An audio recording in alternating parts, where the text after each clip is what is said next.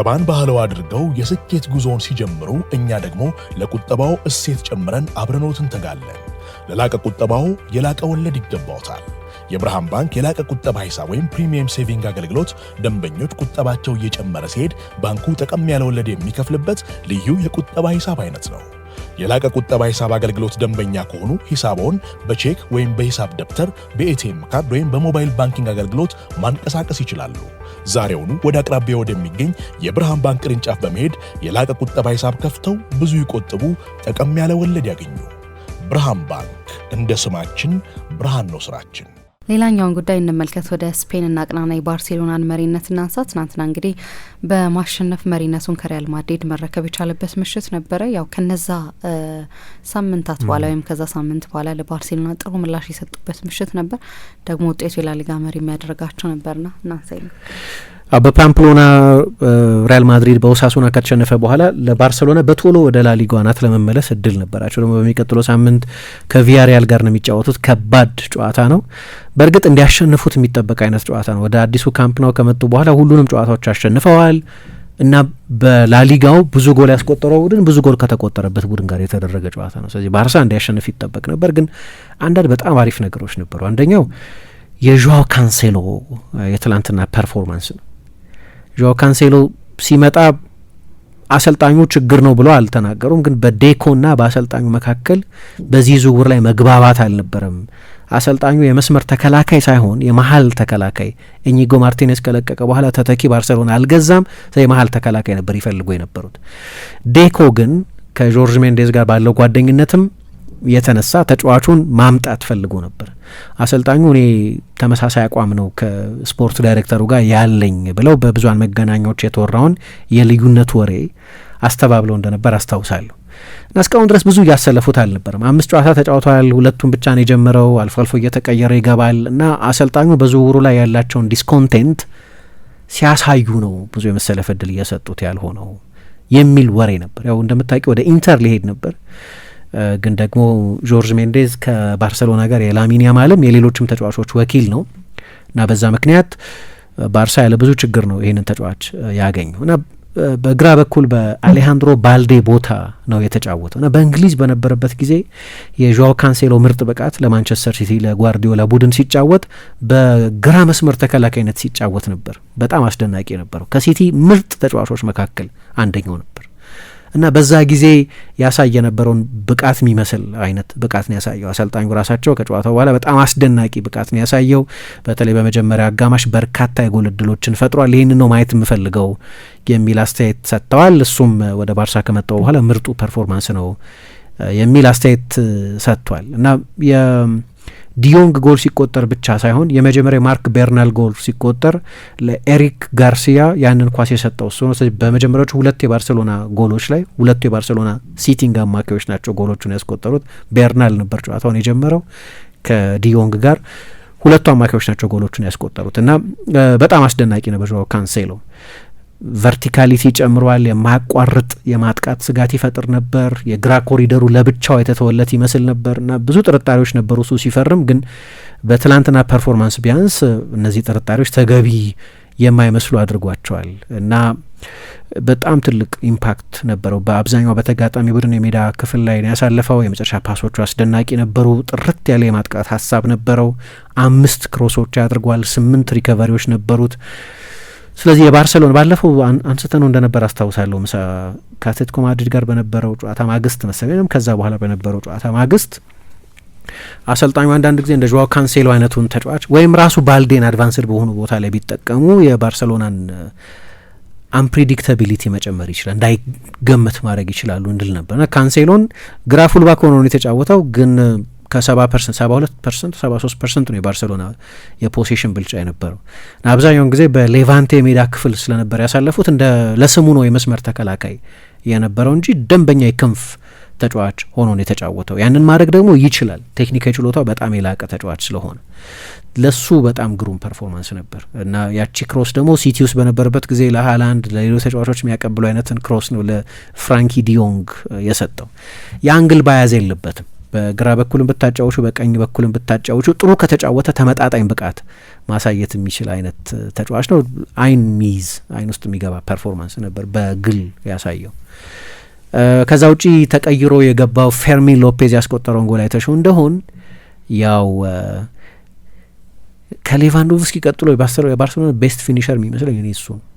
የሁለት እግር ተጫዋች ነው። ከፈለገው አንግል ጎል ማስቆጠር ይችላል እና በጣም ብልህ ተጫዋች ነው። ከግራ እግሩ ጎሉን ሲያስቆጥር ላሚን ያማል ራሱን ይዞ ነበር። የሚገርም ጎል ያስቆጠረው እና ብዙ ልምምድ ሰራለሁ ብሏል እና የበለጠ የፕሪሚየር ሊግ ታይፕ ተጫዋች ነው። የባርሴሎና አካዳሚ የሚያፈራቸው ተጫዋቾች የበለጠ የፓስ ችሎታ ያላቸው ቻቪ፣ ኢኒየስታ፣ ቡስኬትስ አይነት ተጫዋቾች ወይም ጋቪ በተለይ በአካዳሚ ውስጥ የነበረው ተጫዋች በጣም የተለየ ነው። ወደ ዋናው ቡድን ሲያድግ የበለጠ ተፋላሚ አይነት ተጫዋች ሆነ እንጂ ይሄኛው ግን ኃይለኛ ትራንዚሽናል ተጫዋች ነው።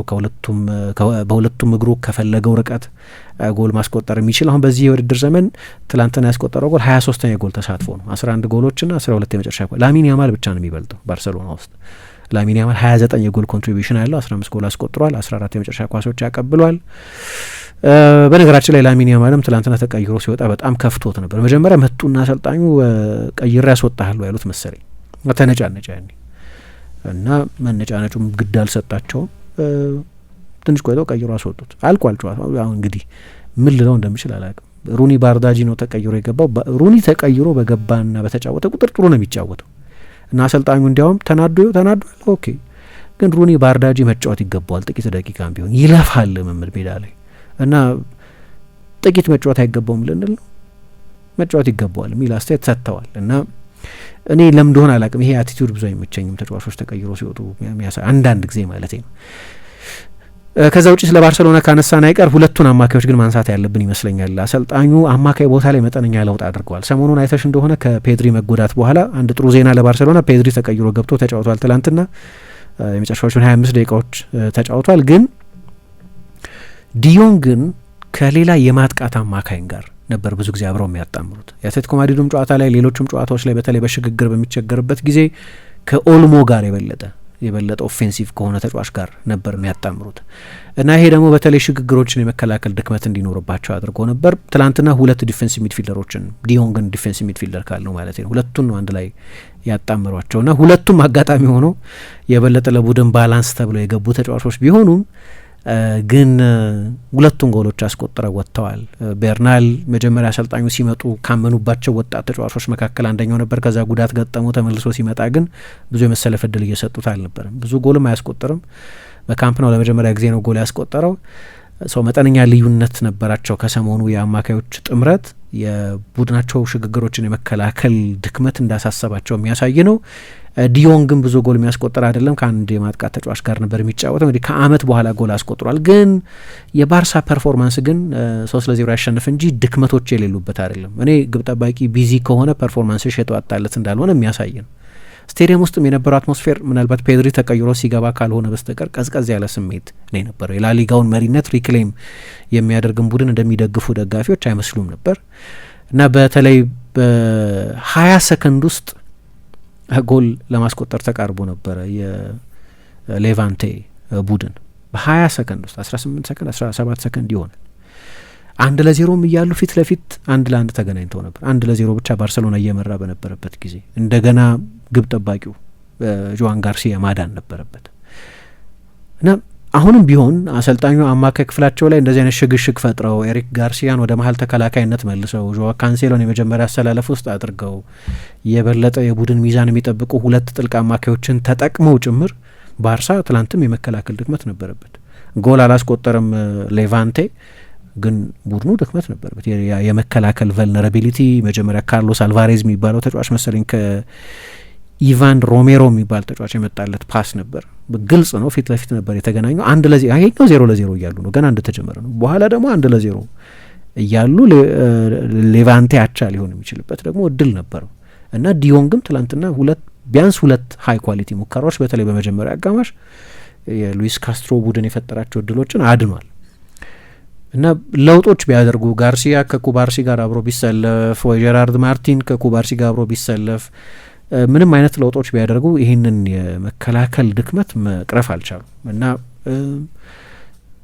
ትላንትናም ይኸው ችግር ታይቷል። ግን ከሁሉ በላይ ማሸነፋቸው በጣም አስፈላጊ ነበር። በተለይ ወደ ቪያሪያል ከመሄዳቸው በፊት ትልቅ ጨዋታ ነው፣ በሴራሚካ የሚደረግ ጨዋታ ነው። በዛ ላይ ባርሰሎና ሪያል ማድሪድ ከተሸነፈ በኋላ የሚያደርገው ጨዋታ ነው። ማሸነፋቸው ትልቅ ድል ነው። የካንሴሎ ብቃት እንዳነሳሁት ካልተለመደ ሶርስ ጎል ማግኘታቸው፣ የማጥቃት ተጫዋች ያው ተቀይሮ የገባው ፌርሚን ሎፔዝ እንጂ የመጀመሪያዎቹ 2 ጎሎች በሁለቱ አማካዮች የተቆጠሩ ጎሎች ናቸው እና ባርሳ ተመልሷል ወደ ላሊጋው መሪነት። ግን ድክመት የሌለበት ፐርፎርማንስ ግን አልነበረም።